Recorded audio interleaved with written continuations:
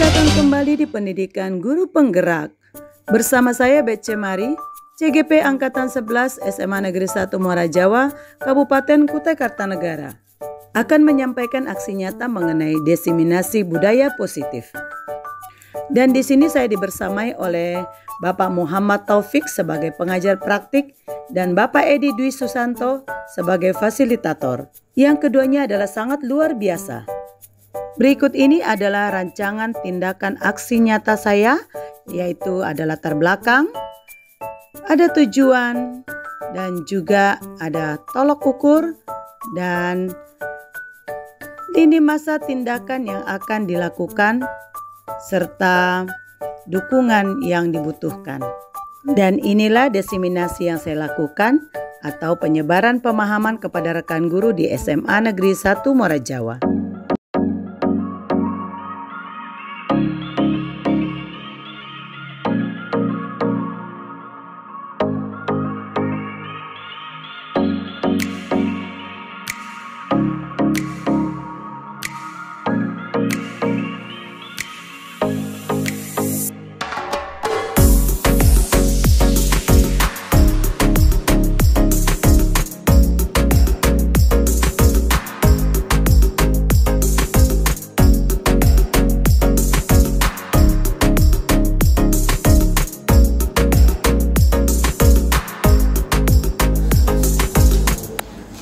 Bismillahirrahmanirrahim. Assalamualaikum warahmatullahi wabarakatuh. Selamat pagi dan salam sejahtera buat kita semua. Yang terhormat Ibu Harjanti selaku Wakakurikulum SMA Negeri 1 Muara Jawa. Yang kami hormati Bapak Ibu Dewan Guru di SMA Negeri 1 Muara Jawa. Dan yang terhormat juga buat Bu Ica sebagai CGP. Alhamdulillahirrahmanirrahim, puji syukur kehadirat Allah Subhanahu wa Ta'ala yang telah memberikan kesehatan kepada kita semua sehingga kita dapat berkumpul dalam acara hari ini, yaitu kegiatan diseminasi budaya positif. Salawat serta salam tak lupa karena kita haturkan kepada junjungan kita Nabi besar Muhammad SAW yang telah memberikan syafaatnya hingga akhir zaman. Amin amin ya rabbal alamin.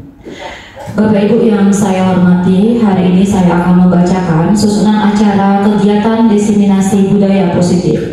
Yang pertama, pembukaan oleh saya sendiri. Yang kedua, sambutan kepala sekolah atau yang mewakili kepada Ibu Harjanti SPD. Dan yang ketiga, ada penyampaian materi oleh Ibu Cek Mary STH. Kemudian yang keempat, ada tanya jawab. Kelima, refleksi. Dan keenam, penutup. Selanjutnya, sambutan kepada Ibu Harjanti selaku Wakakurikulum SMA Negeri 1 Muara Jawa. Kepada Ibu Harjanti kami persilakan.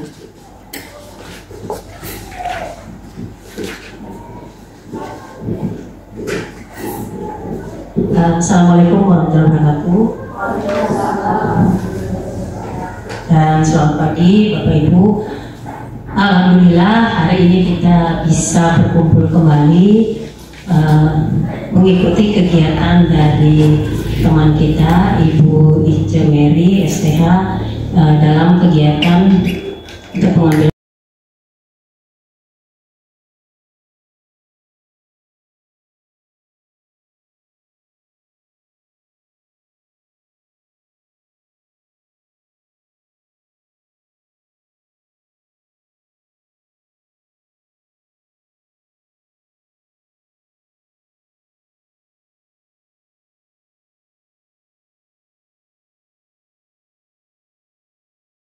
dalam kegiatan program guru penggerak. Mungkin suatu saat Bapak Ibu yang akan duduk di depan menggantikan Bu Ica. Mudah-mudahan Bu Ica bisa lulus. Amin. Untuk selanjutnya mungkin yang muda-muda masih banyak nih yang di sekolah kita. Ini angkatan berapa Bu Ica? Bu Ica? Nah, angkatan 11 mungkin nanti pada saat pendaftaran angkatan 12 lebih dari 1 orang. Amin. Nah itu ya. Ibu mewakili Pak Wahyono selaku kepala sekolah. Pak Wahyono tidak bisa hadir pada saat ini karena beliau berhalangan hadir. Beliau menuju ke Balikpapan untuk menengok Pak Haji Firman di rumah sakit. Nah itu Bapak Ibu ya, jadi Bapak Ibu berhalangan aja untuk hari ini. Untuk hari ini mungkin kita ikuti kegiatan yang akan dilaksanakan oleh Bu Ice tentang budaya positif, tentang kesepakatan kelas ya Bu Ice ya. Nah mudah-mudahan apa yang disampaikan Bu Ice bisa kita terapkan di kelas kita masing-masing dan di mapel kita masing-masing. Karena kan paling tidak pada saat kita masuk kelas pertama kali pasti kita membuat kesepakatan. Ya misalnya kalau datangnya terlambat, siswa disuruh apa? Kemudian kalau terlalu lama izinnya keluar, siswa ngapain? Tidak mengerjakan tugas, kesepakatannya apa? Nah itu ya Bapak Ibu ya, mudah-mudahan apa yang disampaikan Bu Ice bermanfaat untuk kita semua dan bisa kita terapkan semua di lingkungan kita. Amin. Itu saja Bapak Ibu, mudah-mudahan apa yang kita kerjakan hari ini bisa bermanfaat untuk kita semua. Assalamualaikum warahmatullahi wabarakatuh.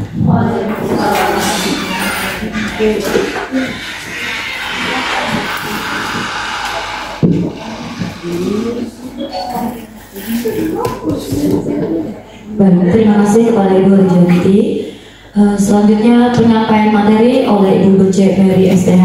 Kepada Ibu Bece kami persilahkan.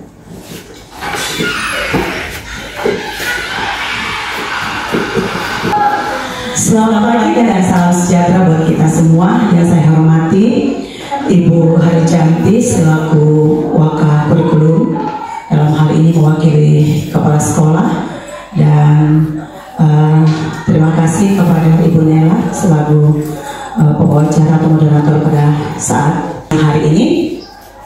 Dan pada saat pagi menjelang siang ini ya, izinkan saya ada di depan Bapak Ibu guru hebat semua untuk bisa sharing bersama dengan kita semua, berbagi hal-hal baik, mungkin pengalaman-pengalaman positif yang mungkin saya pernah lakukan dan Bapak Ibu juga pernah lakukan di dalam proses atau kegiatan pembelajaran kita hari demi hari. Nah, pada saat kesempatan hari ini saya akan menyampaikan diseminasi modul 1.4 di dalam kegiatan pendidikan calon guru penggerak angkatan 11 ini, yaitu mengenai budaya positif. Dan di kesempatan ini adalah kesempatan di mana kita diharapkan untuk bisa menyebarkan pemahaman dan pengalaman penerapan budaya positif. Ya, sebelumnya supaya nggak tegang-tegang mukanya, supaya nggak ngantuk paling tidak ya. Kita ice breaking dulu, ya. Ice breaking kayak gini. Kita berdiri dulu semua. Kita berdiri semua. Mohon maaf yang mengurangi rasa hormat saya. Mohon kesediaan kita untuk berdiri biar kita bergerak-gerak semua ya. Oke. Nanti ice breakingnya begini. Clue-nya adalah sebaliknya. Clue-nya adalah sebaliknya. Jadi nanti ada lagunya begini. Tangan di depan, tangan di belakang, tangan di depan, yang digoyang-goyang. Jadi kalau saya bilang tangan di depan, berarti tangannya ke belakang. Kalau saya bilang digoyang-goyang berarti diam. Kalau saya bilang diam saja berarti digoyang-goyang. Ya, oke, kita mulai. Siap. Siap. 1, 2, 3. Tangan di depan, tangan di belakang, tangan di depan, diam-diam saja sambil bertepuk tangan, putar-putar. Iya, berarti fokus ya, putar-putar bersama-sama lagi. Tangan di belakang, tangan di depan, tangan di belakang, diam-diam saja, tidak bertepuk tangan, kita bertepuk tangan, putar-putar bersama-sama. Sekali lagi, tangan di depan, tangan di belakang, tangan di depan, diam-diam saja. Bertepuk tangan, putar-putar bersama-sama. Iya, tepuk tangan. Terima kasih, silakan duduk. Pertama-tama saya ucapkan dulu selamat datang para guru hebat. Mari belajar bersama, berkolaborasi, saling mendukung demi mewujudkan disiplin positif di sekolah kita tercinta ini. Hal yang pertama kita harus pahami adalah konsep inti budaya positif. Jadi dalam penerapan, kita mau menerapkan budaya positif, setidaknya kita paham betul dulu ya. Saya dan Bapak Ibu guru paham betul dulu budaya positif. Apa sih budaya positif itu? Dan apa saja budaya positif itu? Maka sehingga dengan demikian kita nantinya akan bisa menerapkan budaya positif itu bersama dengan anak-anak didik kita. Pertama kita akan melihat adalah mengenai perubahan paradigma belajar. Disiplin positif, motivasi perilaku manusia, ada keyakinan kelas, dan kebutuhan dasar manusia, posisi kontrol restitusi, dan yang terakhir segitiga restitusi. Ya, Bapak Ibu, kita perhatikan dulu mengenai pembelajaran dengan paradigma baru. Ya, pembelajaran paradigma baru dirancang berdasarkan prinsip pembelajaran yang terdiferensiasi sehingga setiap siswa belajar sesuai dengan kebutuhan dari tahap perkembangannya untuk mewujudkan profil pelajar Pancasila. Dan untuk profil pelajar Pancasila, saya pikir kita semua sudah tahu dan kita sudah mempelajari. Yang pertama itu adalah apa Bapak Ibu? Coba beriman, beriman, bertakwa kepada Tuhan Yang Maha Esa dan berakhlak mulia. Yang kedua, mandiri. Yang ketiga, bernalar kritis. Yang keempat, kreatif. Yang kelima, gotong royong. Dan yang keenam, berkebinekaan global. Ya, disiplin positif. Apa sih disiplin positif itu? Disiplin positif dalam budaya kita, makna kata disiplin dimaknai menjadi sesuatu yang dilakukan seseorang pada orang lain untuk mendapatkan kepatuhan, dan kita cenderung menghubungkan kata disiplin dengan ketidaknyamanan. Betul? Kemudian sebagai pendidik, tujuan kita adalah menciptakan anak-anak yang memiliki disiplin sehingga mereka bisa berperilaku dengan mengacu pada nilai-nilai kebajikan universal dan memiliki motivasi intrinsik bukan ekstrinsik. Perhatikan Bapak Ibu, sebagai pendidik tujuan kita adalah menciptakan anak-anak yang memiliki disiplin diri sehingga mereka bisa berperilaku mengacu pada nilai-nilai kebajikan universal dengan memiliki motivasi intrinsik. Ini yang kita garis bawahi. Memiliki motivasi intrinsik bukan ekstrinsik. Intrinsik, motivasi intrinsik itu motivasi dari dalam diri si pribadi tersebut, bukan karena pengaruh orang dari luar baru dia memiliki motivasi. Dia termotivasi karena orang lain menyuruh, orang lain mengharuskan. Ya, tetapi yang diharapkan adalah anak didik kita, bahkan kita juga sebagai seorang guru, kita punya motivasi intrinsik. Ya, kepatuhan itu lahir dari dalam, bukan karena kita harus dituntut, diharuskan oleh orang lain. Berikut Bapak Ibu, disiplin positif merupakan salah satu cara ya penerapan disiplin yang bertujuan untuk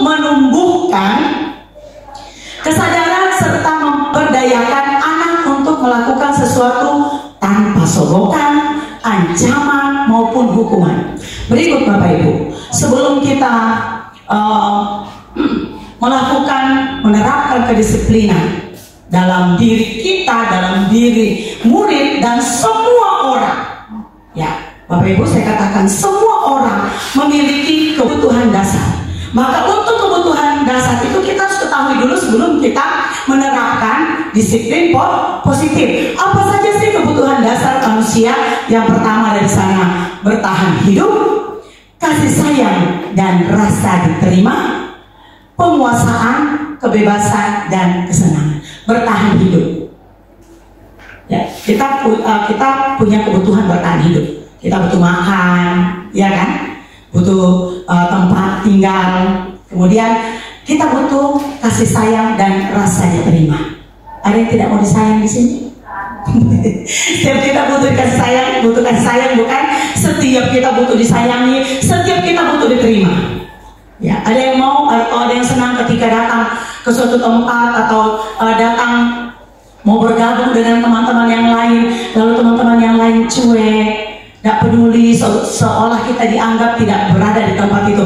Atau kita masuk ke kelas, anak-anak kita cuek aja, semua ribut sendiri, main sendiri. Rasanya gimana, Bapak Ibu? Tidak nyaman kan? Nah, jadi semua kita harus paham itu juga, bahwa kita, orang lain, semua kita itu butuh rasa kasih sayang dan rasa diterima, penguasaan. Kita juga harus menyadari, ukur dari diri kita juga, bahwa kita sendiri saja kita butuh penguasaan. Kadang-kadang kita yang mau berkuasa, seolah kita yang lebih tahu dari semuanya. Nah, anak-anak didik kita pun demikian, murid kita pun demikian. Ada murid kita tuh yang rasanya mau dia berkuasa. Oh, saya aja Bu, atau ada sesuatu yang mau diberikan, dia mau menguasai semua. Atau bermain dengan temannya, dia mau unggul, dia yang mau jadi pemimpin, gitu ya. Kemudian kebebasan. Setiap kita butuh kebebasan, bukan? Ya, setiap kita tidak butuh dikekang, gitu. Yang terakhir adalah kesenangan. Setiap kita mengharapkan anak didik kita, murid kita juga membutuhkan kesenangan, ya kan? Anak didik kita mungkin kita temui di kelas, ya, dia suka usilin temennya, atau maaf Buhar, atau Buhar yang paling dekat saya jadi sasaran, jadi maaf Buhar, lempar-lemparin temannya karena dia merasa itu senang. Itu kesenangan bagi dia. Ya, kita juga punya kesenangan, tetapi kesenangannya itu juga itu yang perlu kita kelola dalam disiplin positif. Kesenangan seperti apa yang positif? Nah, Bapak Ibu, itulah kebutuhan dasar manusia yang juga harus kita perhatikan pada murid kita, dan juga kita perhatikan bahwa diri kita juga demikian. Murid kita juga punya kebutuhan dasar. Maka dalam penerapan disiplin positif itu kita pahami dulu kebutuhan dasar manusia. Karena kalau kita sudah tahu kebutuhan dasar dia saat itu apa, sehingga ketika kita mau menerapkan disiplin positif, kita tahu menerapkan disiplin positif seperti apa yang mau kita terapkan pada anak didik kita atau kepada murid kita, sehingga sasarannya tepat, ya, dan anak didik kita atau murid kita dapat memahami dan dapat memiliki, punya kesadaran intrinsik dari dirinya, ya, karena kita memahami kebutuhan dasar dia saat itu. Nanti kita akan lihat contohnya, Bapak Ibu. Lanjut, motivasi perilaku manusia. Motivasi itu merupakan dorongan yang timbul pada diri seseorang secara sadar atau tidak sadar untuk melakukan sesuatu tindakan dengan tujuan tertentu. Yang pertama, kita perhatikan motivasi perilaku manusia, yaitu menghindari ketidaknyamanan dan hukuman. Betul ya? Nah, murid melakukan disiplin diri karena ia takut dihukum. Kita pun begitu ya Bapak Ibu. Ya, kita tidak mau terlambat karena kita tidak mau kena teguran Buhar atau kepala sekolah. Betul ya? Nah, jadi motivasinya itu, ya, yang pertama adalah menghindari ketidaknyamanan dan hukuman. Murid kita itu melakukan disiplin karena ia takut dihukum, dan ini merupakan motivasi ekstrinsik, Ya, yang kedua, mendapat imbalan atau penghargaan dari orang lain. Ya, mendapat imbalan atau penghargaan dari orang lain. Kira-kira ini masih motivasi apa? Iya, ekstrinsik. Karena itu dari orang lain baru mau melakukan kedisiplinan. Ya, murid melakukan disiplin diri karena ia ingin mendapat imbalan. Jadi ini juga masih merupakan motivasi ekstrinsik. Nah, yang ketiga, menghargai nilai-nilai kebajikan diri sendiri. Murid melakukan disiplin karena ia sadar akan nilai-nilai kebajikan dirinya. Ini merupakan motivasi intrinsik. Ya. Kita perhatikan seperti apa konsep disiplin dengan identitas gagal. Bapak Ibu, kita mau menerapkan kedisiplinan bagi anak didik kita atau kepada murid kita. Kita melihat konsep seperti apa yang mungkin kita pernah terapkan, yang itu merupakan konsep disiplin dengan identitas gagal. Yang pertama, hukuman, menyakitkan, tidak nyaman, murid takut. Ya, mungkin kita sudah pakai ancaman duluan sebelum datang gitu kan. Lalu ketika kita datang, anak kita diam semua, murid kita diam, tenang semua. Tenangnya bukan karena memang dia punya kesadaran, tapi tenangnya karena takut dihukum. Ya, karena mungkin kita sudah punya ancaman dari awal bahwa oh, kalau ibu masuk ada yang ribut, ibu akan suruh berdiri di depan. Ya, seperti itu kan? Akhirnya anak itu tenang, betul, kita datang, selamat pagi anak-anak. Jawabnya pun tenang sekali, pagi bu. Kalem, gitu kan? Padahal perilaku mereka seperti itu bukan karena kesadaran bahwa oh, sikap itulah yang kita harus gunakan ketika guru kita datang. Tetapi karena sudah diberi ancaman duluan. Ya, jadi sikap baiknya mereka karena ancaman, ya, karena takut dihukum. Memaksa, itu juga identitas gagal. Murid menyembunyikan kesalahan. Yang berikut, murid menjadi rendah diri. Konsep disiplin dengan identitas gagal yang berikut adalah penghargaan. Karena diberi penghargaan, jadi apa yang terjadi? Murid jadi tidak pendekatan disiplin itu, konsep disiplin itu jadi tidak efektif, merusak hubungan karena ada sifat iri, mematikan kreativitas. Kita kasih penghargaan. Oh anak-anak, siapa yang mengerjakan kerja cepat, nanti ibu kasih nilai paling tinggi. Wah, cepet-cepet, gitu kan? Supaya dia dapat nilai yang tinggi. Karena dia harus penghargaan. Siapa yang mengerjakan terbaik, nanti dia mendapatkan nilai terbaik. Wah, anaknya antusias karena ada sebuah penghargaan. Atau mungkin itu masih penghargaan yang ringan. Tapi terkadang ada guru yang memberi penghargaan berlebihan, disiapkan hadiah, gitu kan? Itu tambah membuat anak didik kita itu tidak ada motivasi intrinsik, ya. Tapi karena semua terpacu dengan penghargaan, ya.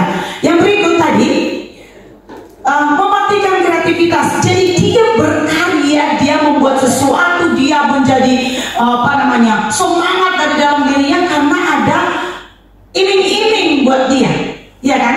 Bukan karena kesadaran, karena kita menyediakan hadiah.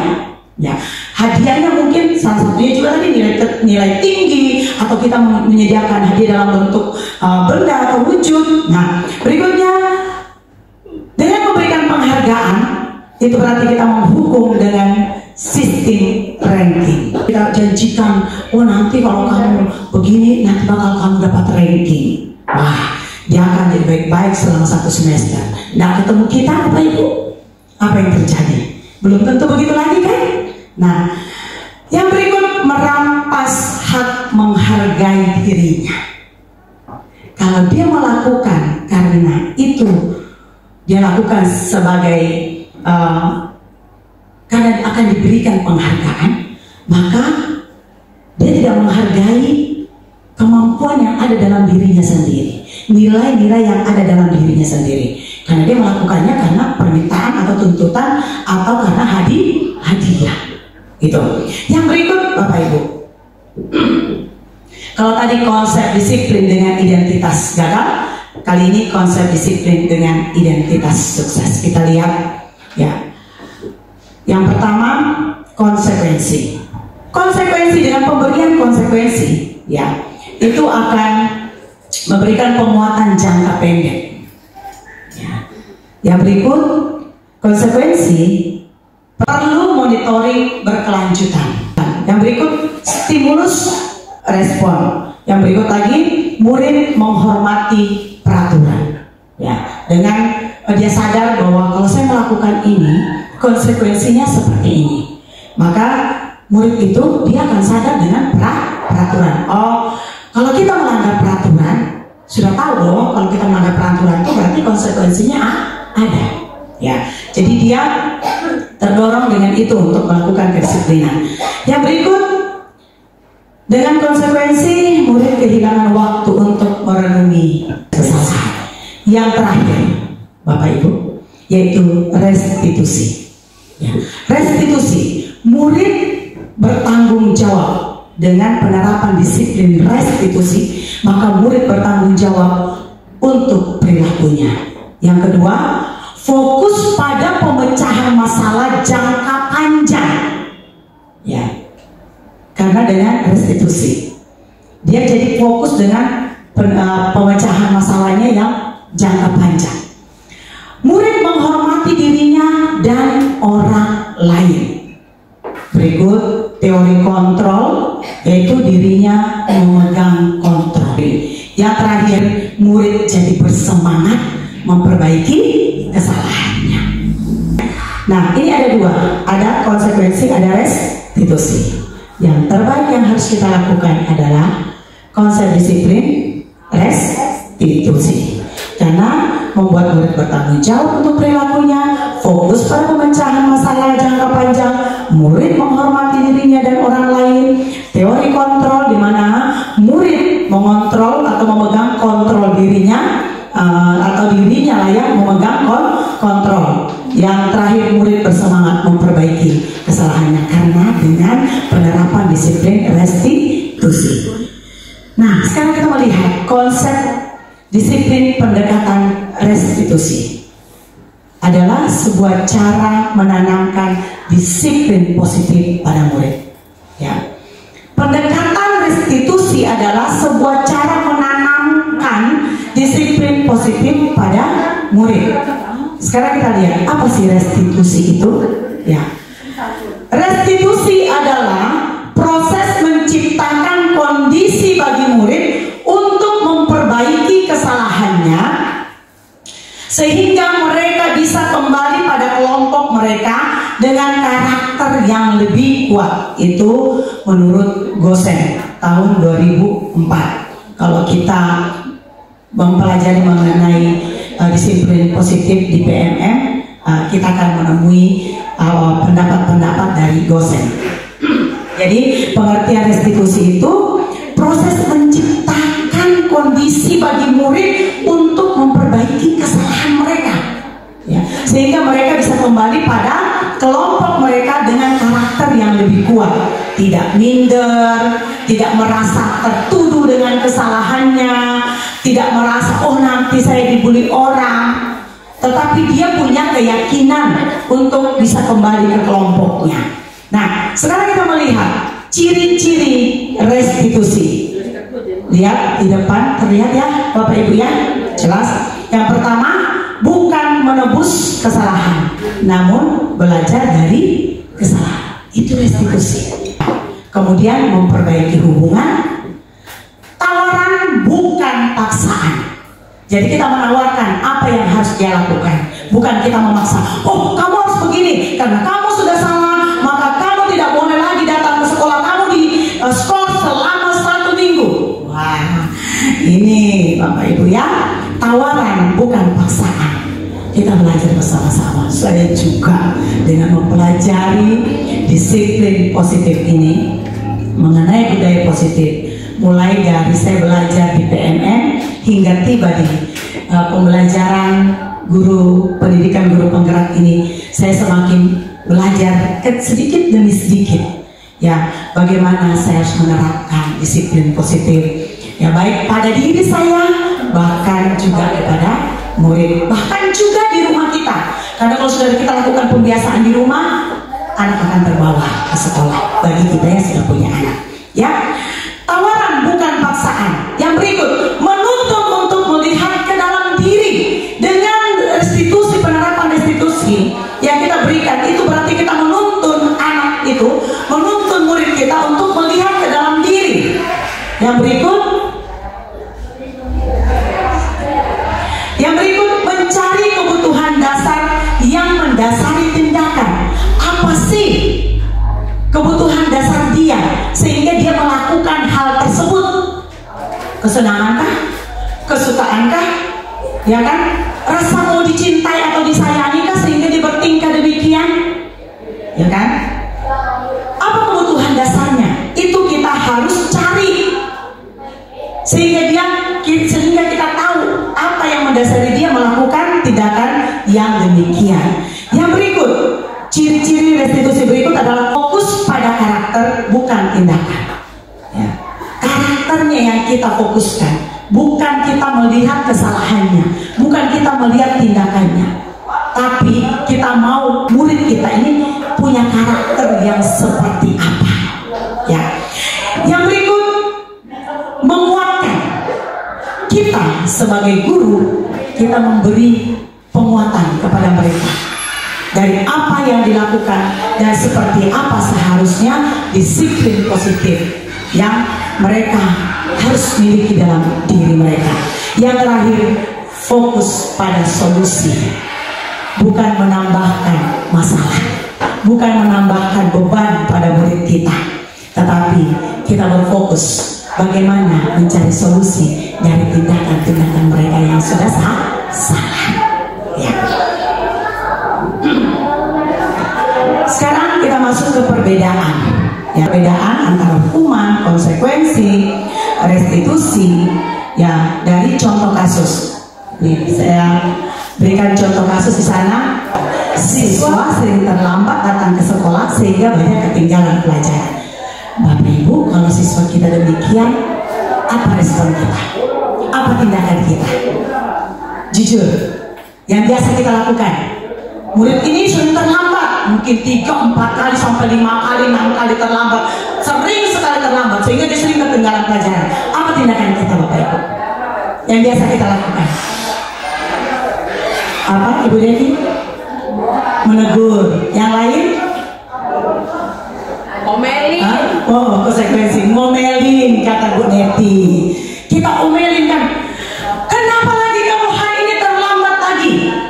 Kamu sudah sering terlambat. Kamu tahu nggak terlambat itu merugikan kamu, membuat kamu ketinggalan pelajaran? Wah, kita cerca anak kita, betul ya? Betul. Saya pun dulu begitu. Tapi saya mau merubah mindset saya mau merubah paradigma saya. Ya. Nah, Bapak Ibu, kita melihat perbedaannya. Kalau hukuman, konsekuensi, dan restitusi seperti apa. Kalau hukuman, guru marah dan muridnya menjadi takut. Yang berikut, guru menghukum siswa tersebut dengan biasanya kita lakukan memungut sampah, ya kan, membersihkan toilet. Sudah, sekarang kamu bersihkan toilet yang di ujung sampai bersih ya, baru kamu boleh masuk. Masuk anaknya sudah kucel, malu sama teman ya. Saya pun pernah melakukan itu Bapak Ibu ya, dulu ya. Yang berikut, konsekuensi. Ini konsekuensi, penerapan konsekuensi. Kalau konsekuensi bedanya, guru marah dan murid menjadi takut ya. Masih ya, kamu ingat, kamu tahu kesalahan kamu, berarti kalau kamu salah sering terlambat, berarti apa yang harus kamu lakukan, apa yang harus kamu terima, gitu kan, konsekuensi. Yang berikut, guru memberikan konsekuensi untuk mengerjakan tugas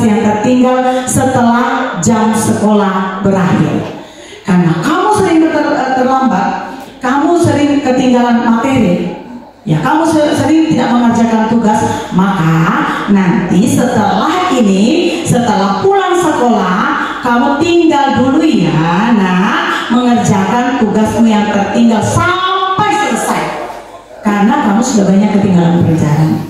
Ya nak ya, gitu. Yang terakhir adalah restitusi. Kita lihat bedanya. Restitusi, kalau dengan penerapan restitusi yang kita gunakan untuk menerapkan kedisiplinan, di sana guru menanyakan keyakinan kelas atau dirinya dan membantu siswa itu menyelesaikan masalahnya. Nah, kamu terlambat kenapa? Nah, karena saya bergadang Bu tadi malam main games, gitu kan? Kita tanyakan, nah kenapa kamu terlambat? Karena saya tadi malam main games Bu, jadi saya kesiangan. Kemudian kita tanyakan, kalau terlambat itu sesuai keyakinan kelas kita tidak? Ya, mungkin kita sudah ada keyakinan kelas yang kita pajang di diri, ya kan? Anak kita pasti akan sadar dan dia mengatakan tidak Bu. Tapi coba kalau kita tidak dengan restitusi, kita akan berkata begini, kamu tahu terlambat itu salah. Wah, seperti itu ya. Jadi bedanya restitusi itu kita menanyakan keyakinan kelas, karena kita sudah membuat kesepakatan dalam kelas untuk kita patuhi bersama dengan membantu siswa menyelesaikan masalahnya. Nah, kalau begitu Ibu bantu ya mencari solusi supaya kamu tidak terlambat lagi. Ya. Kalau kita kasih kata-kata seperti itu, anak kita senang tidak, Bapak Ibu? Senang. Wah, dicarikan jalan, diberikan solusi, gitu kan? Sama-sama mencari solusi sebagaimana supaya tidak lagi ada dalam masalah ini yang terus terlambat ke sekolah. Yang kedua, guru terbuka dan siswa menghormati dirinya dan orang lain. Yang berikut untuk penerapan disiplin positif, yaitu dengan 5 posisi kontrol restitusi. 5 posisi kontrol restitusi itu adalah yang pertama sebagai penghukum, yang kedua sebagai pembuat rasa bersalah. Kalau tadi dari perkataan-perkataan saya memberikan contoh, itu sudah bisa menangkap. Jadi itu yang kedua sebagai pembuat rasa bersalah, yang ketiga sebagai teman, dan yang keempat sebagai pemantau, dan yang kelima sebagai manajer. Itu 5 posisi kontrol restitusi. Contoh penerapan 5 posisi kontrol yang mana di sini kita melihat ada sebuah kasus siswa tidak memakai atribut lengkap saat upacara bendera. Ya. Bagaimana penerapan 5 posisi kontrol dari kasus siswa tidak memakai atribut lengkap saat upacara bendera? Kalau sebagai penghukum, dia akan berkata, patuhi aturan sekolah lalu berdiri di depan barisan. Begitu kan kata-kata kita? Ya, itu kalau penghukum, kalimatnya begitu. Kalau pembuat rasa bersalah, seperti apa kalimatnya? Ya, Bapak Ibu, mungkin dari guru kita pernah berkata begini, berapa kali Bu Guru harus memberitahu kamu, Bu Guru kecewa sama kamu, gitu kan? Jadi anak, kalau kita bilang Bu Guru kecewa sama kamu, anak kita merasa bersalah, ya kan? Tertekanlah dalam dirinya. Ya. Yang ketiga, sebagai teman, ayolah yang tertib, gitu ya. Karena kita jadikan teman. Kita jadikan teman murid kita tuh, kita perlakukan sebagai teman. Lalu kita katakan, ayolah yang tertib, buat ibu guru bangga dong. Kali ini tidak apa-apa kamu salah. Kira-kira anaknya berhenti melakukan, Bapak Ibu? Besok apa lagi ketemu hari? Besok lagi tidak pakai topi lagi. Ya. Ya, karena dia merasa, wah, saya dijadikan teman, wah nggak apa-apa kok, ya kan? Jadi kita mungkin, ayolah, karena kita merasa anak itu kita jadikan teman, kita katakan, ayolah yang tertib, buat ibu guru bangga. Kali ini tidak apa-apa kamu salah, gitu kan? Apa dia berhenti sampai sampai situ. Wah, apa-apa, santai. Bu Ice itu teman saya kok. Tenang aja, santai, gitu kan. Nah, besok dibuat lagi demikian. Yang keempat dari 5 posisi kontrol ini, yang keempat adalah sebagai pemantau. Jadi kita katakan kamu sudah melanggar. Apa peraturan dan konsekuensinya? Kita tanyakan kepada anak kita. Dan yang terakhir adalah sebagai manajer. Pertanyaan kita kepada mereka, kita katakan, apakah kamu tahu kesalahanmu? Kira-kira bagaimana kamu akan memperbaiki kesalahanmu ini? Itu kalau posisi kita ada di posisi manajer. Kita tanyakan kepada mereka, apa kamu tahu kesalahanmu? Kalau kamu tahu kesalahanmu, bagaimana kamu akan memperbaikinya? Kita buat anak itu menyadari kesalahannya dan dia tahu dia punya tindakan, dia sadar dari dalam dirinya kalau aku salah seperti ini, berarti apa yang aku harus lakukan selanjutnya. Seperti itu. Ya, itu dari 5 penerapan posisi kontrol, baik sebagai penghukum, sebagai pembuat rasa bersalah, sebagai teman, sebagai pemantau, dan yang terakhir sebagai manajer. Bapak Ibu, manakah dari kelima ini yang terbaik yang harus kita lakukan? Kita harus posisi apa? Bapak Ibu yang sebelah sini, sebagai posisi apakah kita seharusnya? Sebagai teman. Teman hari ini iya, besok dilakuin lagi. Ya. Jadi posisi yang terbaik adalah sebagai posisi manajer. Sekarang kita ice breaking dulu yang kedua supaya menghilangkan ketegangan kita. Ya, berdiri lagi dong Bapak Ibu. Iya, semangat. Berdiri lagi, semangat. Kita bergoyang, ya kan? Kita gerakkan tubuh kita. Ya. Luruskan pinggang, berdiri dulu. Ya, mumpung hujan di luar, ya kan? Nah, ice breaking kita kali ini kita mengubah lirik, ya kan? Kita kan mau menjadi penggubah ya, kita mau berubah, ya. Paradigma ke paradigma yang baru, ya. Sebagaimana pembelajaran kita pada siang hari ini. Ya, bahkan di bagian ini adalah merubah liriknya ke kwek. Yang tengah ini kuak. Yang ujung kuak. Ya, bisa mengerti ya? Bagian ini, barisan ini kuak. Barisan ketiga kuak. Yang barisan keempat kuak. Ya, oke. Sudah mengerti? Kita nyanyikan dulu lagunya. Ya, potong bebek angsa sambil bergoyang-goyang sedikit boleh. Oke, siap. Kita mulai. 1, 2, 3. Potong bebek angsa itu balik. Mana minta dansa 4 kali.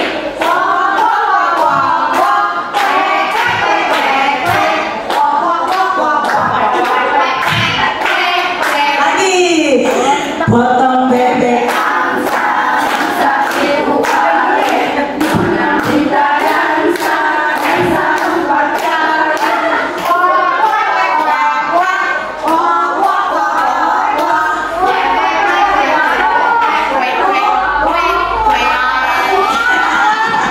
Ayo, masih ada yang bingung? Ini kuak, ini yang ujung kuak. Ya. Sekali lagi. Biar ada semangat ya gitu ya, bergerak ya. Boleh sambil menari-nari potong bebek angsa. Sore ke kiri. Kuak. Ya, boleh ya kan? Siap. 1, 2, 3. Potong bebek angsa itu balik. Mana minta dansa.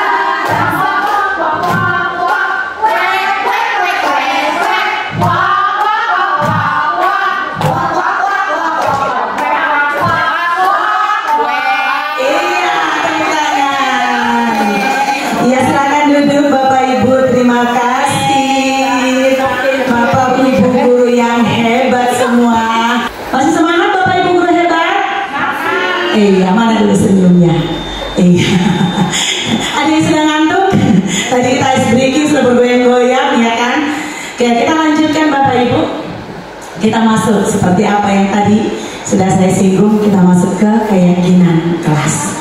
Selanjutnya kita masuk pada keyakinan kelas. Oke. Mengapa keyakinan kelas?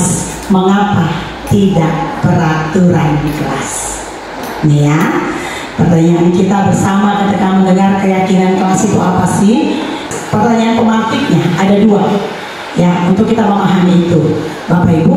Yang pertama, mengapa kita memiliki peraturan tentang penggunaan helm pada saat mengendarai kendaraan roda 2 atau motor? Kenapa? Kebutuhan apa yang kita harapkan di sana? Keselamatan. Oke. Yang kedua, mengapa kita memiliki peraturan tentang penggunaan masker dan mencuci tangan setiap saat ini waktu masa pandemi? Kenapa Bapak Ibu? Kebutuhan apa yang kita butuhkan di sana? Kesehatan. Ya kan? Kita butuh keselamatan, kita butuh kesehatan. Itu keyakinan yang kita punya pada diri kita. Kita butuh selamat, kita butuh sehat. Kita masuk ke pembuatan keyakinan kelas. Lihat ya, Bapak Ibu. Ya. Ini contoh pembuatan kelas yang sudah saya buat di awal semester sebelum memasuki pembelajaran. Ya, saya masuk ke kelas saya dan saya membuat keyakinan kelas. Ya, dan pembuatan keyakinan kelas tahapannya yang saya buat seperti ini Bapak Ibu. Dan ini tahapan pembuatan keyakinan kelas. Yang pertama, kita menjelaskan tentang keyakinan dan perbedaannya dengan peraturan. Apa itu keyakinan dan bedanya dengan peraturan apa? Kita jelaskan kepada anak-anak didik kita. Oke. Kemudian kita lanjut meminta anak-anak kita itu menuliskan keyakinan mereka. Ya, masing-masing mungkin kita pakai sticky note seperti yang saya gunakan ini, atau kita minta dia menulis, kita kasih potongan kertas mungkin. Ya, terserah cara kita mau bagaimana. Kita minta masing-masing anak-anak itu atau masing-masing murid ini menulis keyakinan kelas apa yang menurut mereka perlu kita terapkan di kelas itu. Ya, kita minta kepada mereka. Tentunya mereka sudah tahu bedanya keyakinan dengan peraturan tadi. Ya, gitu ya Bapak Ibu. Dan yang berikut, ketika mereka sudah menuliskan itu di di kertas ya, atau di sticky note, kita suruh mereka menempelkan atau mengumpulkan gitu ya. Kita suruh mereka menempelkan ke ruang yang sudah kita sediakan atau di papan tulis. Lalu kemudian setelah itu mereka sudah tempel semuanya, semua siswa sudah menempelkannya. Lalu kita bahas keyakinan kelas itu. Satu persatu kita lihat apa keyakinan kelas yang mereka sudah tuliskan. Lalu kita bahas, gitu ya. Keyakinan kelas itu, ini merupakan keyakinan kelas atau ini masih merupakan peraturan. Ya, keyakinan kelas apa saja yang mereka tuliskan. Lalu setelah itu Bapak Ibu, kita memilah keyakinan kelas. Ya, jadi kita pilah dari tadi yang dari sebesar sudah mereka tempelkan. Kita pilih-pilih lagi, kita kelompok-kelompokkan. Oh, ini tentang pembulian, ini tentang pembulian semua, atau ini tentang tidak terlambat datang ke sekolah, datang tepat waktu, kemudian membersihkan kelas. Itu kita kelompok-kelompokkan semua dari semua keyakinan kelas di keyakinan yang ditulis oleh anak-anak kita. Kita kelompokkan. Setelah dikelompokkan, baru kemudian kita mengubah keyakinan menjadi kalimat positif. Nah, tadi ada pertanyaan, apa bedanya keyakinan dengan peraturan? Kalau peraturan, biasanya yang namanya peraturan itu adalah guru yang memberikan ketentuan, jadi sepihak, gitu ya, itu peraturan. Sementara kalau keyakinan itu kita membuat kesepakatan bersama-sama aturan apa yang akan kita patuhi di kelas kita. Ya, kita sepakati bersama-sama antara guru dan murid Lalu kemudian kesepakatan itu akan menjadi keyakinan yang akan kita lakukan, kita terapkan di dalam kelas kita sehari-hari. Itu bedanya keyakinan dengan peraturan. Nah, kalau tadi kalimatnya yang dibuat oleh anak didik kita itu adalah masih kalimat-kalimat yang masih ada negatifnya. Misalnya jangan, ada kata jangan, ada kata tidak. Kita ubah ke kalimat yang lebih positif, gitu ya. Nanti seperti apa kita lihat nanti. Yang keenam adalah menyepakati keyakinan kelas. Dari semua yang sudah tadi di kelompok-kelompokan itu kita ubah ke dalam kalimat positif. Lalu kemudian kita sudah rumuskan, ya, oh inilah berapa poin keyakinan kelas yang akan kita terapkan di kelas kita. Lalu kemudian kita terapkan seperti yang saya buat ini, ada kita menemukan dari semua keyakinan yang dituliskan oleh murid saya di kelas, kami merumuskan ada 6. Ini dia, ya, keyakinan kelas 11F. Yang pertama di sana ada datang ke sekolah tepat waktu, menghormati guru dan teman, menjaga kebersihan kelas, melaksanakan piket sesuai jadwal yang ditentukan, merawat fasilitas kelas, selalu menjaga kerapian diri. Ya, itulah keyakinan kelas yang sudah dirumuskan oleh kelas 11F bersama-sama dengan saya, sehingga kami memiliki keyakinan kelas ini yang akan kami terapkan di kelas 11F. Ya, semoga itu berjalan dengan baik. Amin. Oke, berikutnya nih, bagaimana pembentukan keyakinan kelas.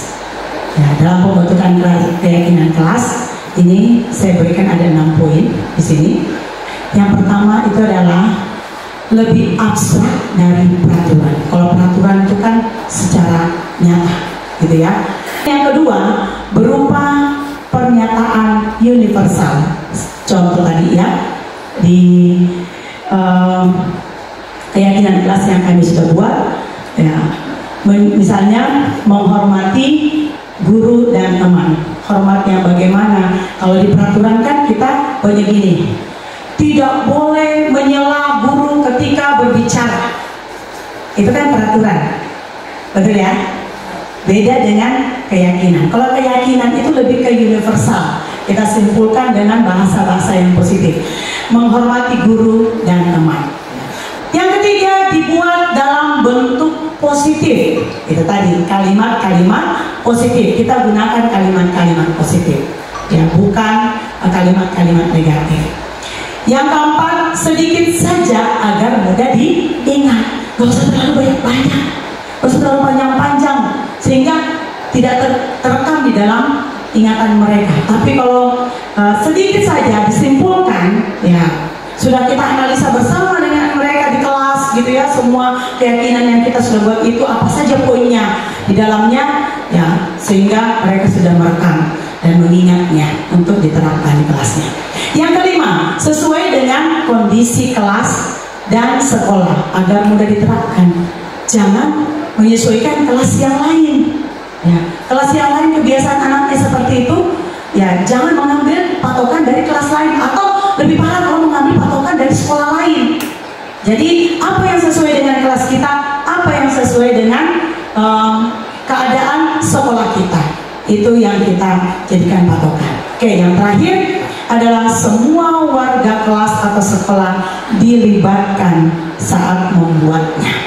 Kalau itu keyakinan kelas, berarti kita libatkan seluruh murid di kelas.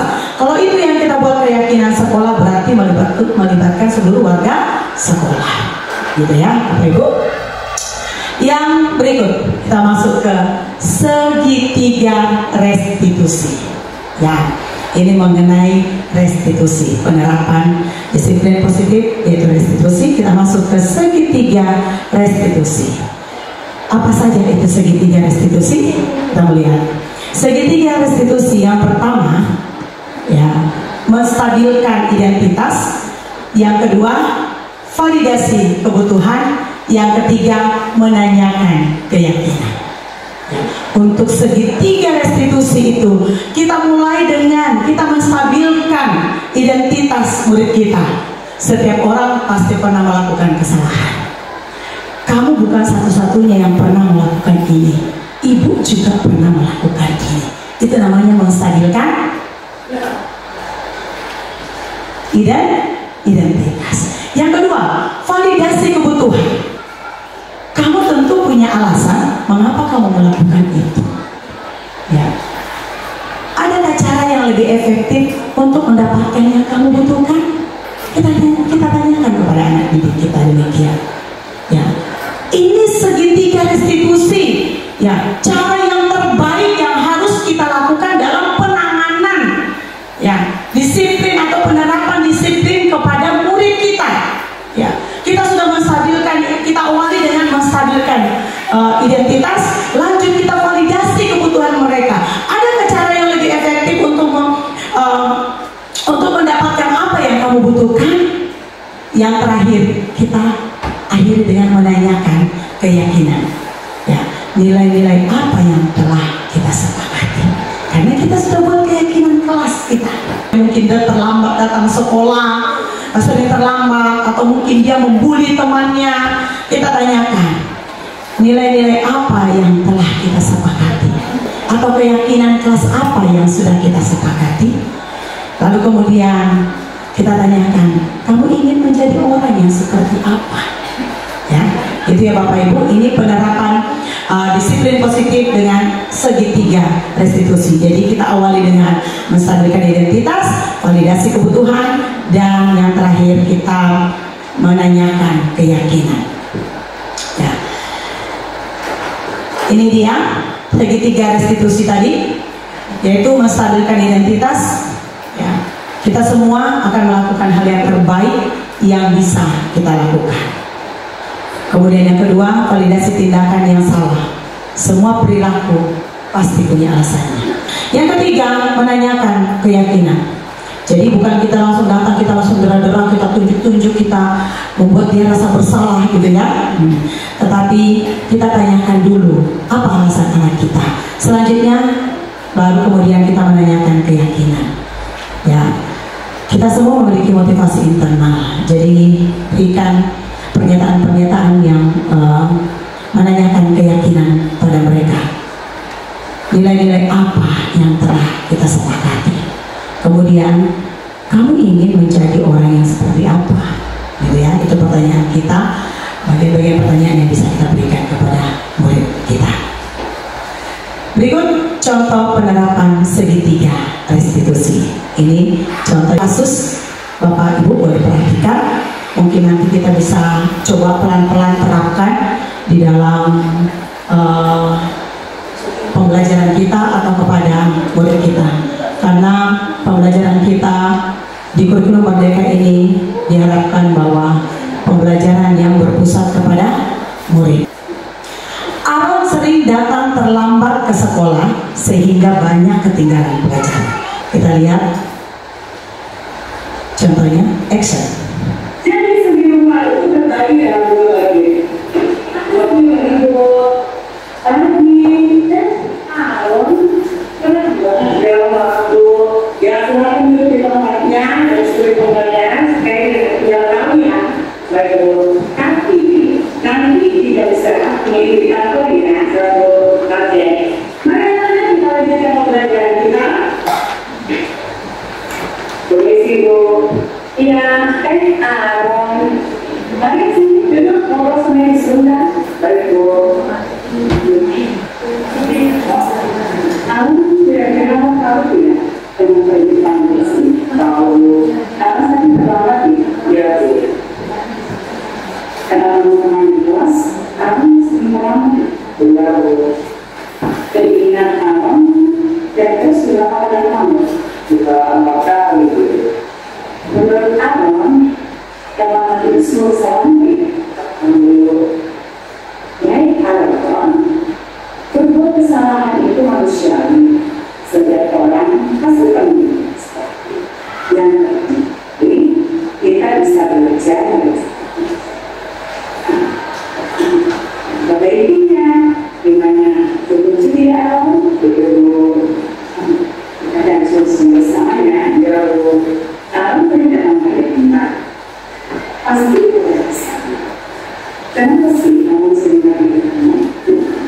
aku kata dan dia apa yang itu Indonesia ada kamu tahu keyakinan keras yang sudah kita sepakati kalau kalau datang ke sekolah itu sesuai dengan keyakinan keras kita tidak tuh menurut kamu keyakinan keras apa sih yang kamu melanggar disiplin itu menurut kamu disiplin itu penting tidak penting kok karena saya juga dalam tempat waktu sekolah dan bisa menghargai waktu penting dan sangat bermanfaat seperti kita sangat mencintai orang lain dari pekerjaan yang tidak menumpuk tidak juga dapat melatih rasa kepedulian. Menurut saya salah mohon maaf ya Bu. Iya kita baik sudah kamu tunjukkan sedang kira-kira apa yang kamu lakukan dan kamu sudah melakukan di sekolah di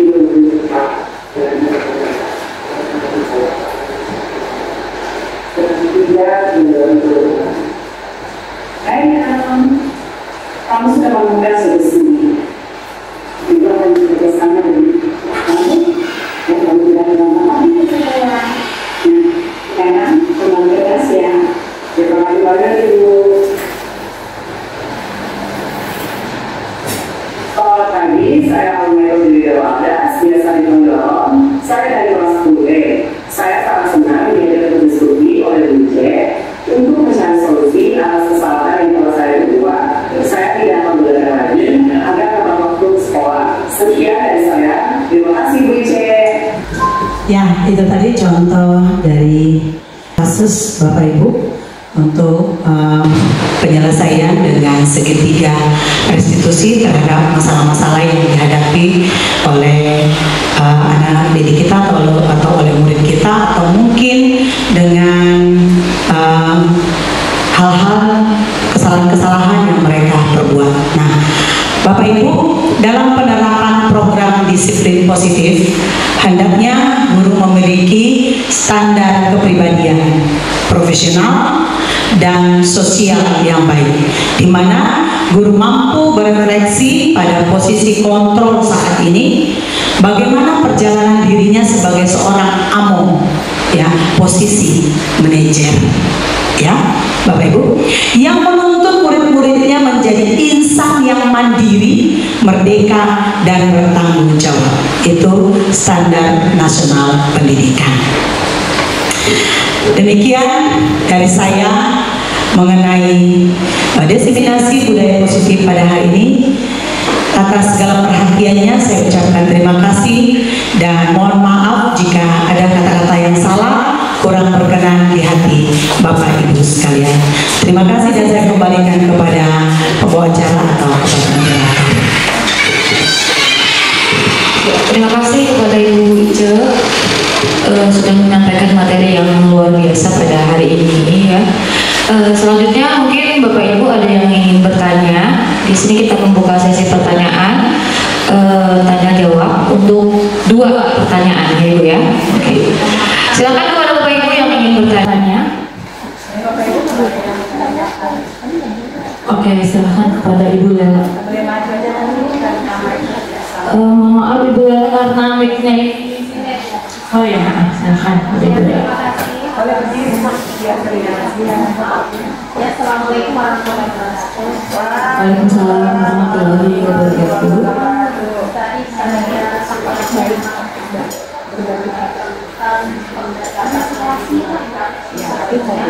ada dengan restitusi, kemudian ada dengan konstitusi. Di sini kita diberikan pada sebagai alternatif dari yang dipaparkan tadi. Kita melihat restitusi yang menarik yang nah mungkin saya pada Indonesia kira-kira langkah-langkah apa yang bisa kita ambil dalam mengimplementasikan pendekatan restitusi tersebut di dalam implementasi disiplin positif di dalam sekolah. Saya kira saja. Terima kasih. Selamat Waalaikumsalam warahmatullahi wabarakatuh. Terima kasih atas pertanyaannya Ibu Lela. Baik Bu Ica, bisa langsung dijawab aja untuk pertanyaan dari Dewa. Ya, terima kasih. Tepuk tangan dulu dong buat pertanyaan Ibu Lela. Luar biasa. Tadi pertanyaannya bagaimana penerapannya di kelas ya Ibu ya untuk penerapan restitusi. Tadi saya sudah ada menjelaskan penerapan penanganan mungkin terhadap masalah siswa kita yang kita terapkan di dalam kelas dengan penerapan restitusi. Kita melalui 3 tahapan. Ini 3 tahapannya Ibu, yaitu saya perbesar dulu ya. Ya, ini. Oke. Dengan penerapan restitusi di dalam kelas kepada anak didik kita atau kepada murid kita di kelas, yaitu langkah yang kita gunakan adalah dengan segitiga restitusi. Segitiga restitusi itu langkah awalnya kita lakukan dengan menstabilkan identitas. Ya, jadi ketika anak itu punya masalah, ya kan? Ketika anak itu melanggar keyakinan kelas, misalnya kayak tadi kasus yang sudah saya contohkan, ya sebenarnya alurnya di dalam kasus itu sudah jelas sekali, di dalam video tadi alurnya jelas sekali, ya. Dan ketika anak itu punya masalah, punya kesalahan, kita jangan langsung panggil di situ, kita marah-marah di situ, atau kita langsung tegur di situ, ya. Itu anak tidak akan merasa nyaman. Tetapi sebaiknya adalah anak itu kita seperti yang saya sudah lakukan tadi, nanti temui ibu di kantor ya, kita katakan demikian. Atau nanti temui ibu di taman baca ya, kita mau bicara di mana yang nyaman sama dia. Ya, jadi ketika anak itu melakukan kesalahan, kita langsung sampaikan di warung makan gitu ya ibu. Setelah itu penanganan kita kepada anak tersebut adalah kita lakukan dengan segitiga restitusi, ya, dengan 3 langkah. Yang pertama adalah kita menstabilkan identitasnya, ya, seperti di video tadi kita tanyakan dulu, ya, kita sampaikan dulu kepada dia bahwa setiap orang itu pasti pernah melakukan kesalahan, bahkan ibu juga pernah melakukan kesalahan. Nah, tapi kesalahannya harus seperti apa? Kita stabilkan dulu identitasnya dia, baru kita masuk ke langkah yang kedua atau tahapan yang kedua, kita validasi kebutuhannya, ya, dengan kita menyadari bahwa semua perilaku itu punya alasan. Seperti di video tadi saya sudah contohkan, kita katakan bahwa kamu melakukan ini pasti ada alasannya. Kenapa kamu datang terlambat? Pasti kamu punya alasannya. Nah, kita katakan kepada dia, oh begitu, ketika disuruh mengemukakan alasannya, oh begitu, ya pantaslah. Ibu juga kalau mengalami hal itu pasti juga ibu akan melakukan hal yang sama, ya kan? Kita beritahukan seperti itu.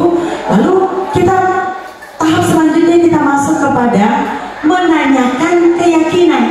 Kita tanyakan, namun apakah itu sesuai dengan keyakinan kelas kita, ya. Atau apakah menurut kamu itu kesalahan atau bukan, gitu kan? Kita tanyakan seperti itu. Pasti anak itu akan menyadari bahwa iya itu kesalahan bu, ya. Kalau dia sudah tahu kesalahan dan itu tidak sesuai dengan keyakinan kelas, lalu kita tanyakan, kalau begitu tidak sesuai dengan keyakinan kelas, lalu apa yang harus kamu buat, ya, gitu. Kemudian kita berikan pernyataan bahwa atau ajakan atau tawaran, ayo kita cari solusinya bersama-sama supaya kamu tidak terlambat terus, ya, gitu ya Bapak Ibu. Jadi setelah kita sudah mengajaknya dia, kita mau tidak, kita tawarkan mau tidak, kita cari solusi, mau bu, ya. Kalau kita sudah sampaikan dan dikatakan mau, oh ya kalau gitu solusinya begini, kira-kira menurut kamu, dari diri kamu, supaya kamu tidak terlambat terus, kamu harus berbuat apa? Apa yang harus kamu lakukan supaya kamu tidak terlambat terus? Kita tanyakan kepada diri anak, karena dia pasti punya motivasi intrinsik, ya. Lalu dia akan kemukakan.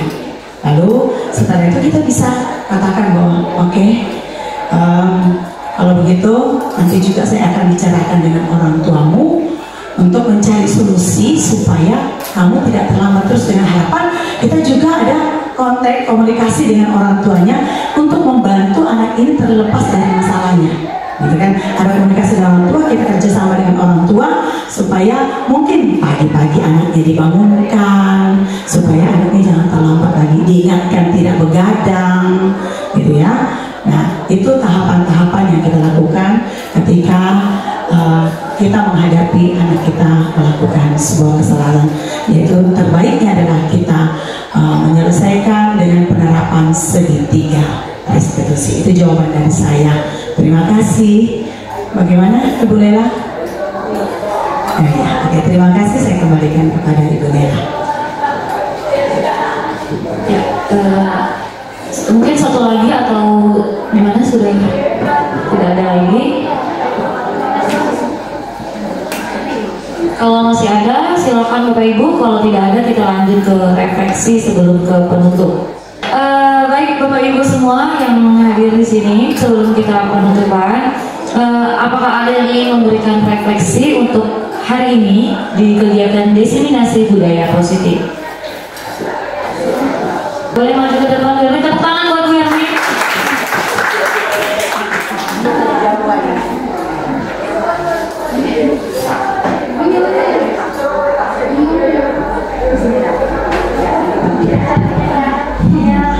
Terima kasih atas kesempatannya Ibu Nela. Refleksi saya untuk kegiatan komunitas Bu Ica sebagai CGP Angkatan 11 sangat luar biasa. Walaupun saya adalah guru penggerak Angkatan 2, saya semacam merefleksi Bu Ica ya. Karena ilmu itu kalau nggak kita pelajari ulang-ulang tuh banyak hal yang kita lupa. Yang paling berkesan sama saya tadi itu adalah segitiga restitusi, karena secara pribadi sebagai manusia biasa, guru itu kadang-kadang sikap egonya muncul. Jadi ketika kita rasa itu melanggar apa yang sudah kita sepakati, kadang-kadang ego kita sebagai orang dewasa muncul. Tapi tetap kembali pada segitiga restitusi tadi, kita harus memvalidasi dulu anak itu salahnya di mana sih. Kadang-kadang sering kita temukan tuh dia terlambat bukan karena dia sengaja terlambat, karena saya juga pernah menemukan ternyata anak itu nggak punya kendaraan, pergi ke sekolah itu hanya menumpang, dan itu saya konfirmasi ke orang tua, memang selama ini dia hanya menumpang. Jadi dan itu saya coba dekati, dan akhirnya alhamdulillah anaknya udah baik lagi dan akhirnya naik kelas. Terima kasih Bu Ica, pembelajaran hari ini sangat membuat saya mengingat kembali apa yang sudah saya pelajari, dan mungkin teman-teman juga yang baru menerima materi ini, semoga kita semua menjadi guru-guru yang menjadi manajer ya. Ya, sekarang mungkin selama ini kita belajar sebagai pemukul atau sahabat ya, karena kita ini guru SMA ini banyak yang menjadi sahabat murid-murid kita gitu. Terima kasih, saya kira. Assalamualaikum warahmatullahi wabarakatuh.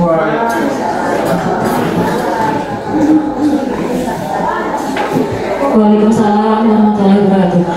Mungkin satu lagi Bapak Ibu ada yang ingin memberikan refleksinya untuk kegiatan hari ini.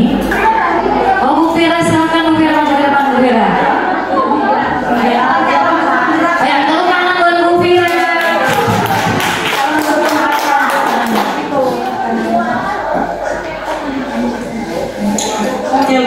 Assalamualaikum warahmatullahi wabarakatuh.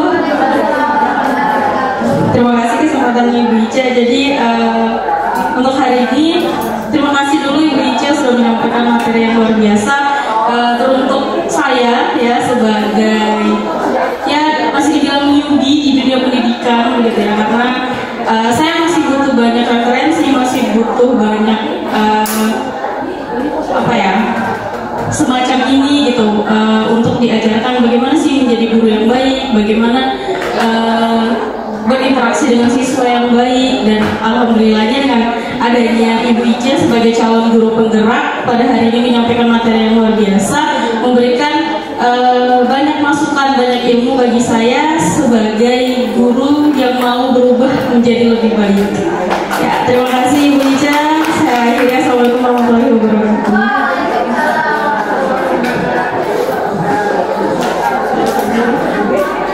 Baik, tadi terakhir refleksi dari Ibu Fira, dan maka berakhir pula acara pada hari ini, yang acara yang sangat-sangat luar biasa. Kegiatan hari ini luar biasa buat kita semua. Semoga kita bisa menerapkan pada setiap hari kita pada saat di sekolah, karena ini adalah bisa mengubah mindset mungkin yang tadinya kita hukuman, ternyata ada solusi lain selain hukuman.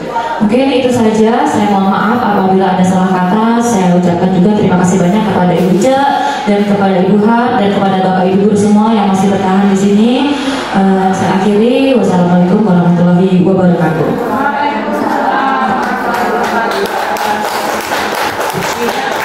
Nah, terima kasih Bapak Ibu. Dan saya ingatkan kembali Ibu Harian untuk di setiap kelas, wali kelas, mohon nanti kesediaannya yang belum membuat, yang sudah membuat namun masih bentuknya peraturan, mungkin kita bisa revisi bersama-sama ya. Dan yang belum membuat keyakinan kelas, silakan membuat keyakinan kelasnya. Nanti akan kami pantau dan melihat perkembangannya, dan nanti kita juga akan mengevaluasi perkembangannya setelah kita coba membuat keyakinan kelas di kelas kita masing-masing.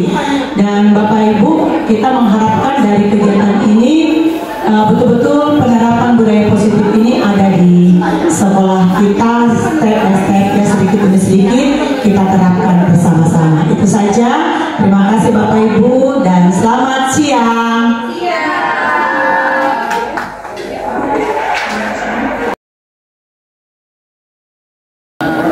Ya, selamat pagi. Di kesempatan ini sebelum kita memulai pembelajaran kita, memulai segala sesuatunya, alangkah baiknya terlebih dahulu kita membuat keyakinan kelas. Pernah dengar keyakinan kelas? Kira-kira ada yang tahu apa sih keyakinan kelas? Kesepakatan, apalagi peraturan, apalagi tanggung jawab, apalagi. Oke, terima kasih buat pendapatnya dan jawabannya. Dan kita akan lihat nanti. Ada tadi yang menjawab peraturan, tanggung jawab. Ya, kita mau lihat nanti apakah keyakinan itu sama dengan peraturan. Oke, tapi kita lihat dulu tujuan dari keyakinan kelas. Tadi kan keyakinan kelas. Oke. Nah, tujuan apa sih tujuan dari keyakinan kelas itu? Tujuan dari keyakinan kelas itu adalah, perhatikan baik-baik, tujuan dari keyakinan kelas. Kenapa setiap kelas itu diharapkan membuat keyakinan kelas? Dengan harapan atau dengan tujuan bahwa dapat diterapkan untuk membangun budaya positif di lingkungan sekolah. Untuk membangun budaya positif di lingkungan sekolah. Tahu budaya positif? Pernah dengar? Pernah? Apa kira-kira contohnya budaya positif? Membuang sampah pada tempatnya, bagus. Apa lagi? Disiplin.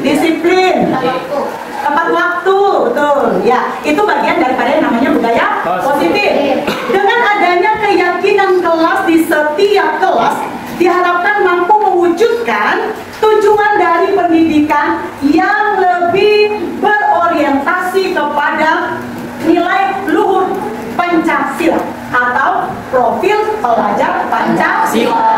Oke. Nah, sekarang tadi Ibu bilang bahwa paham tidak dengan keyakinan kelas? Apa sih yang dimaksud dengan keyakinan kelas? Ada 1-2 yang sudah menjawab. Namun sekarang perhatikan, apa sih itu keyakinan kelas? Keyakinan kelas itu seperangkat nilai dan prinsip yang disepakati oleh siswa dan guru untuk memandu perilaku dan interaksi di dalam kelas. Karena sejatinya ya, keyakinan kelas itu merupakan disiplin positif yang bisa diterapkan dalam membangun budaya positif di sekolah. Jadi sudah paham dengan apa itu keyakinan kelas? Apa tadi? Seperangkat nilai dan prinsip yang disepakati dipelajari bersama oleh guru dan siswa, terus untuk memandu perilaku dan interaksi di dalam kelas. Ya, jadi paham ya dengan apa itu keyakinan kelas. Sekarang ada yang menjawab peraturan, Bu. Ada yang menjawab tanggal waktu, Bu. Sekarang Ibu mau tanya, yang kamu pernah dengar, pernah tahu keyakinan dengan peraturan sama tidak? Beda? Oke, sekarang kita lihat. Peraturan dan keyakinan itu berbeda. Bedanya di mana? Ada yang tahu? Keyakinan kelas adalah kesepakatan yang dibuat antara guru dan siswa untuk menciptakan lingkungan belajar yang positif dan produktif di dalam kelas. Sementara peraturan itu biasanya dibuat oleh guru tanpa melibatkan siswa. Beda jadinya atau sama? Beda. Jadi kalau peraturan itu sepihak, tapi kalau keyakinan itu kerja sama. Kedua-duanya punya kesepakatan antara guru dan siswa. Mengerti sampai di sini? Ya, oke. Sekarang kita Ibu ada speaker, ya. Kita akan membuat keyakinan kelas. Silakan masing-masing kalian menuliskan, ya. Sekarang sudah mulai dipikirkan keyakinan kelas apa yang mau kita sepakati untuk kita terapkan di kelas kita, yang merupakan budaya positif yang akan kita jalankan untuk di kelas kita, yang tentunya disesuaikan dengan kelas kita dan sekolah kita. Bisa dimengerti ya? Oke, Ibu akan bagikan masing-masing. Silakan menuliskan keyakinan kelas yang mau kalian sepakati untuk kita laksanakan di kelas ini di stiker note yang Ibu bagikan, ya.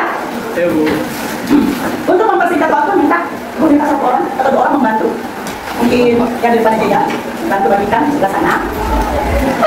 Ya, yang dibagi di dapur sebelah sini. Dan bagian ini ke belakang.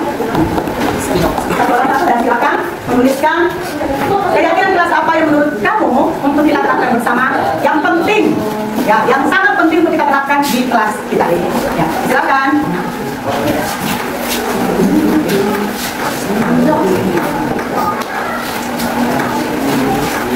Boleh, tapi satu aja lah, kan yang lain sudah banyak.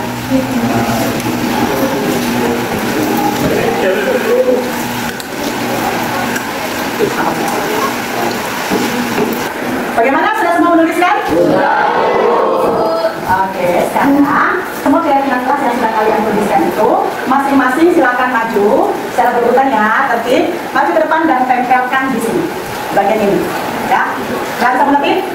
Ya, silakan mulai dari ujung sana, maju dan tempelkan secara tersusun rapi di bagian atau bidang ini. Silakan, maju langsung sambung nyambung, ya, cepat, disusun rapi. Lanjut, langsung sambung. Sudah langsung.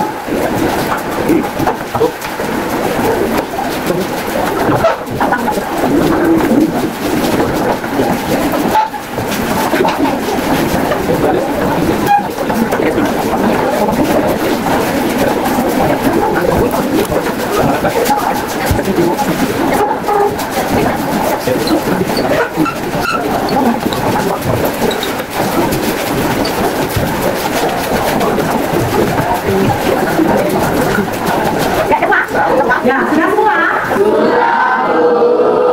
Ya, sekarang dari semua keyakinan kelas yang kalian sudah tuliskan ini, kita akan coba lihat apa saja sih keyakinan kalian yang sudah kalian tuliskan, lalu kemudian nanti kita akan pilah-pilah. Ya, kita kelompokkan keyakinan kelas yang kalian sudah tulis. Yang pertama, tidak merundung maupun mengeroyoki. Ini masuk dalam apa? Ya, nanti kita kelompokkan di sini ya. Kemudian, tidak berbicara kotor. Masih boleh? Masih. Oke, coba. Tidak mengganggu teman yang sedang belajar. Tidak mengejek-ngejek teman. Tidak boleh membuli. Ini sudah pasti tidak masuk dalam membuli. Tidak boleh membuli. Tidak membuang sampah di laci meja.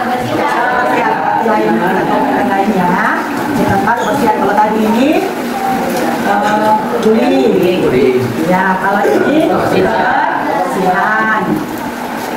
Mungkin boleh bantu ibu dong satu di sini. Ayo, tulis, ibu bacakan. Sekarang kamu boleh membayar kas tepat waktu. Ya, kewajiban.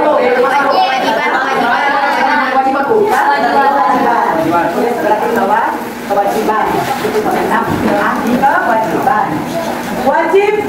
Wajib menjalankan piket sesuai jadwal. Kewajiban. Oke. Tidak boleh ada sampah di kelas. Kebersihan. Tidak membawa HP ke sekolah. Memberi sanksi kepada siswa yang tidak melakukan piket di kelas. Kewajiban. Disiplin akan waktu, wajib piket, kerapian pakaian. Berarti ini ada juga. Disiplin akan waktu, berarti di sebelah sana berarti tepat waktu ya. Disiplin akan waktu. Berarti tepat waktu. Ya kalau disiplin, ini jadi tadi disiplin akan waktu. Terus wajib piket kan, berarti itu nanti di bagian bawah. Kerapian pakaian. Nah, ini salah satu berarti kerapian. Terus di bawah lagi kerapian, atau di bawahnya itu juga boleh. Nah, itu sejarah. Berarti kerapian. Oke, lanjut. Tidak boleh terlambat di jam pelajaran lebih dari 10 menit. Disiplin. Waktu, itu disiplin waktu ya. Kemudian disiplin dalam pembelajaran dan tertib. Disiplin. Menjaga kelas agar tetap bersih, membuang sampah pada tempatnya. Oke, ini apa ini? Saling mengingatkan kebaikan satu sama lain. Tidak ribut saat jam pelajaran. Disiplin, ketertiban atau tertib. Ya, bawahnya lagi. Berdoa sebelum belajar dimulai.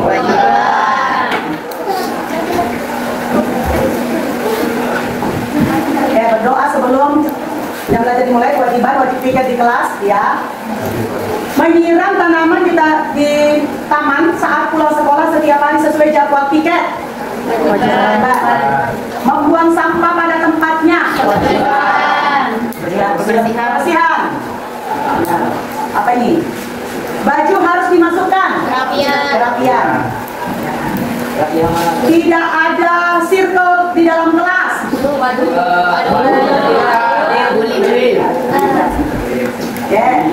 Merapikan baju saat masuk kelas. Tepat waktu dan disiplin. Disiplin waktu. Menjaga fasilitas kelas. Kewajiban tapi bagian merawat kerapian kelas. Ya, keyakinan kelas. Menjaga dan merawat tanaman kelas, tidak merusak fasilitas yang ada di kelas. Berarti merawat fasilitas digabungkan dengan merawat fasilitas tadi. Merawat fasilitas kelas tadi barusan ada. Ya, itu pilih aja untuk merawat fasilitas kelas. Nah, ini ya satu yang berarti di bawah sini merawat, di sini merawat fasilitas kelas, ya kan? Kemudian berinteraksi ke semua teman agar tidak ada yang kesepian atau introvert. Bukan masalah kewajiban, tidak harus ada dalam sini kewajiban, berarti ada versi lain. Berinteraksi ke semua teman agar tidak ada teman yang kesepian atau introvert. Bagian kulit sosial, ya, hubungan sosial. Kemudian baju yang rapi saat pembelajaran maupun di luar pembelajaran. Ini berpakaian rapi. Oke. Saat jam pelajaran baju harus rapi. Tidak melaksanakan piket akan didenda. Oke. Tidak membuang sampah di kolong meja.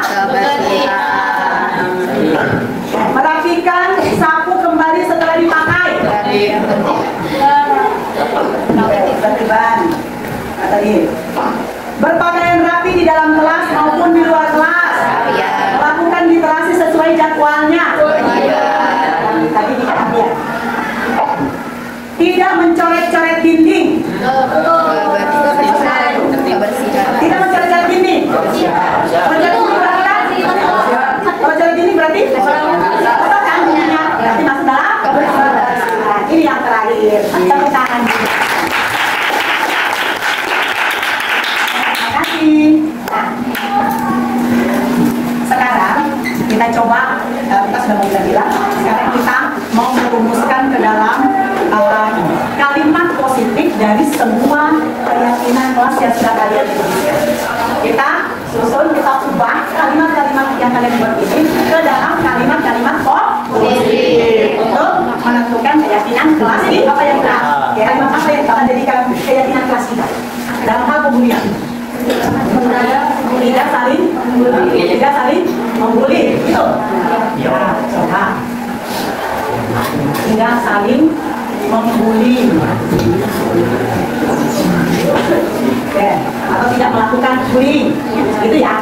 Atau tidak saling membuli. Contohnya mana? Tidak melakukan bullying. Tidak melakukan bullying. Tidak melakukan bullying. Bullying ini ya, ini misalnya. Oke, itu yang pertama. Sekarang yang kedua, mengenai kebersihan. Kebersihan di sini tidak membuang sampah, tidak menjaga kelas agar tetap bersih dan seterusnya. Tadi sudah kita bacakan. Nah, sekarang mengenai kebersihan kelas. Keyakinan apa yang ada kita buat dalam kalimat positif? Kebersihan kelas.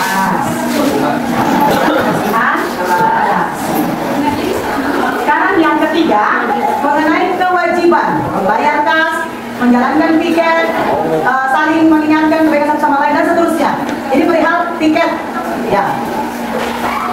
Apa keyakinan kelas yang kita buat perihal mengenai kewajiban, mengenai perihal piket. Melaksanakan piket setiap hari sesuai, gitu ya. Oke. Melaksanakan piket sesuai jadwal yang ditentukan. Oke, yang ditentukan. Lanjut, apa lagi? Disiplin waktu. Sekarang mengenai disiplin waktu, berarti bahasa kita untuk membuat kelas, bahasa positif, kalimat positifnya membuat kelas mengenai disiplin waktu adalah tepat waktu yang lebih positif. Dan datang ke sekolah tepat waktu. Ya, datang ke sekolah tepat waktu. Atau cukup dengan tepat waktu. Ya, datang tepat waktu. Datang tepat waktu. Apa lagi? Kerapian. Nah, sekarang mengenai kerapian nih. Ini perihal yang dibahas semua tentang baju. Nah, apa sekarang yang menjadi keyakinan kelas? Selalu menjaga, selalu menjaga kerapian diri. Ada lagi? Ya, berikutnya. Menjaga fasilitas kelas, menjaga tidak merusak fasilitas yang ada di kelas. Berarti merawat apa? Menjaga atau merawat? Fasilitas kelas. Oke, sip. Lanjut, masih ada? Yang terakhir, hubungan sosial. Bagaimana kalimat positifnya? Berbaur dengan semua. Berbaur. Ada yang lain? Menjaga yang namanya hubungan sosial ini begini nggak sih? Kita saling menghargai satu dengan yang lain. Ya tidak? Kan kalau hubungan sosial kita supaya terjalin baik, kita harus saling menghormati. Betul? Jadi sepakat dengan itu? Saling menghormati. Saling menghormati atau menghargai. Masih ada? Sudah? Berarti yang ketujuh ya. Kita baca kembali sama-sama. Untuk keyakinan kelas 3 yang sudah kita rumuskan hari ini, kita susun hari ini, kita baca secara bersama-sama, kita sebutkan secara bersama-sama, biar itu terpatri dalam pikiran kita, dalam diri kita. Setuju?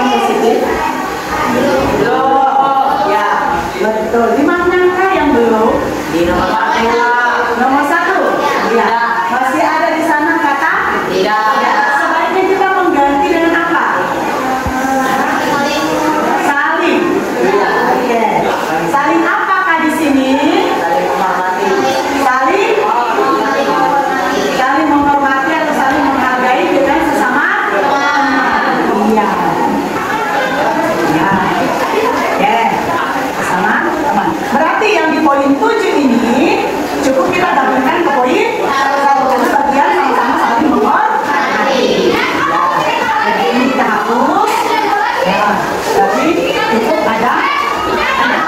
Yang pertama apa? Saling menghormati atau menghargai teman. Menjaga kebersihan doa. Ketiga, melaksanakan piket sesuai jadwal yang ditentukan. Yang keempat, datang tepat waktu. Yang kelima, selalu menjaga kebersihan diri. Dan yang keenam, merawat fasilitas sekolah.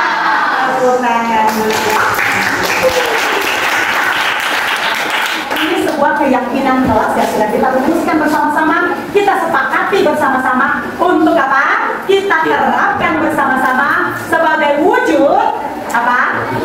Disiplin positif yang akan kita laksanakan di sekolah di kita, terutama di kelas. Oke, terima kasih untuk partisipasinya. Inilah keyakinan kelas yang sudah kita rumuskan, dan nanti selanjutnya silakan sekretaris membuat di dalam bentuk poster, ya, lalu kemudian ditempelkan di sini, di depan dan di belakang, supaya setiap hari kita dapat melihat bahwa oh ini kelas keyakinan kelas yang sudah saya buat. Itu terlibat membuatnya, berarti saya akan melakukan keyakinan kelas yang sudah saya buat ini secara bersama-sama dengan teman-teman saya.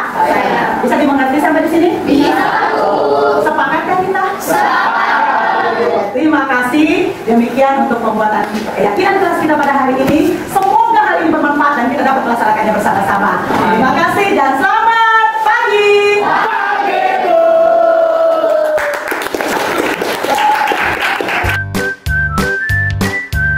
Demikian diseminasi positif yang saya buat. Semoga bermanfaat dan salam bahagia.